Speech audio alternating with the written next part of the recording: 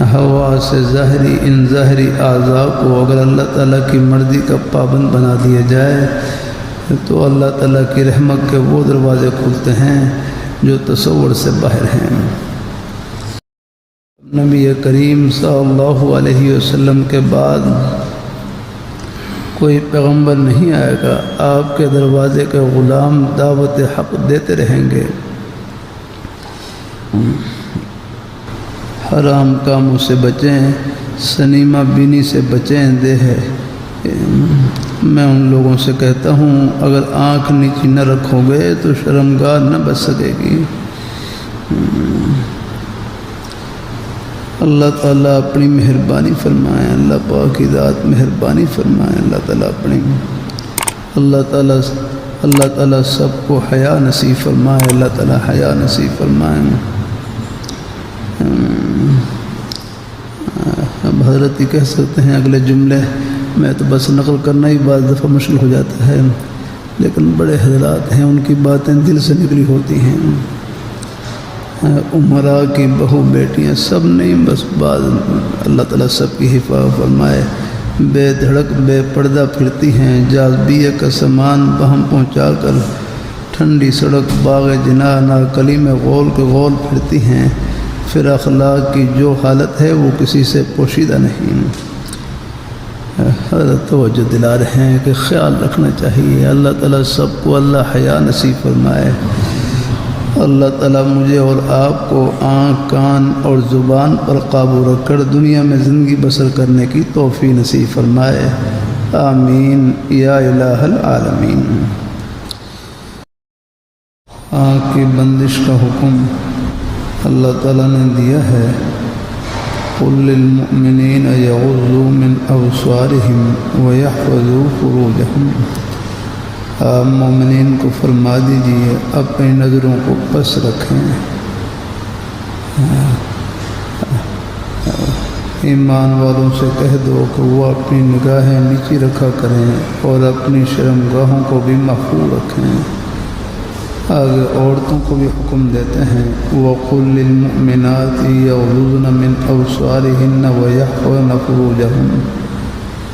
ترجمہ، اور ایمان والیوں سے کہہ دیں کہ اپنی نگاہیں نیچی رکھیں اور اپنی عصمت کی حفاظت کریں۔ آنکھ کی برائی تک پہنچاتی ہے، یہی بدکاری کا موجب بنتی ہے، اسی لیے اللہ تعالیٰ نے اس کی بندش کا مردوں اور عورتوں دونوں کو حکم دیا ہے۔ بعض اوقات برائی کی ابتدا مرد کی طرف سے ہوتی ہے، بعض اوقات عورت کی طرف سے ہوتی ہے، اس لیے اللہ تعالیٰ نے ان دونوں کو علیحدہ علیحدہ خطاب فرمایا ہے۔ حضور صلی اللہ علیہ وسلم زانی مرد اور عورتوں کو جہنم میں جلتے ہوئے دیکھ کر آئے ہیں، اللہ تعالیٰ سب کی حفاظت فرمائے۔ دید کی آزادی سے، دید کی آزادی، دیکھنے کی آزادی، دید کی آزادی سے ہی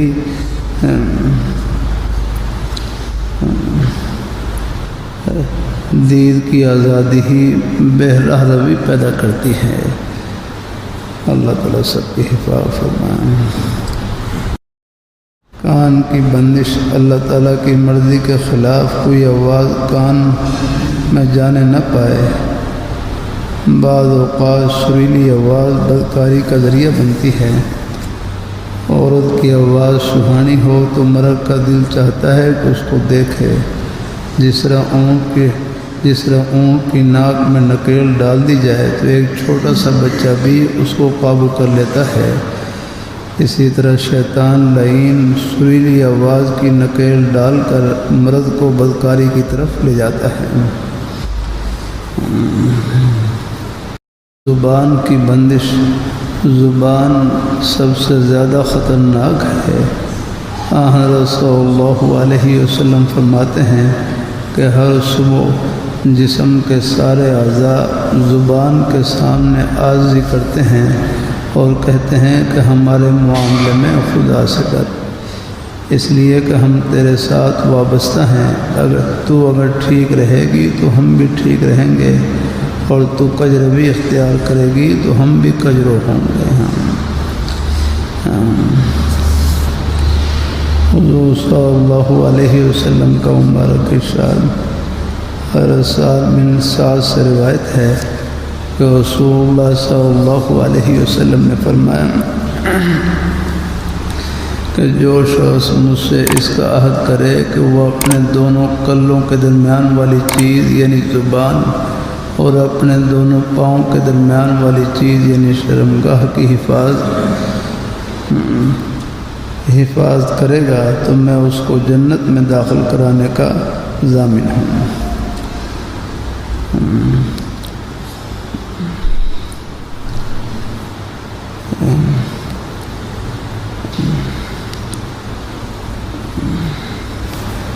ایک اور مبارک ارشاد حضرت حذیفہ رضی اللہ تعالیٰ عنہ فرماتے ہیں میں نے رسول اللہ صلی اللہ علیہ وسلم کو یہ فرماتے ہوئے سنا کہ چغل خور جنت میں داخل نہ ہوگا۔ چغل خور ابتدا میں جنت میں داخلے سے محروم ہو سکتا ہے، ہاں بعد میں اگر ایمان نصیب ہو تو ایمان کی برکت سے پھر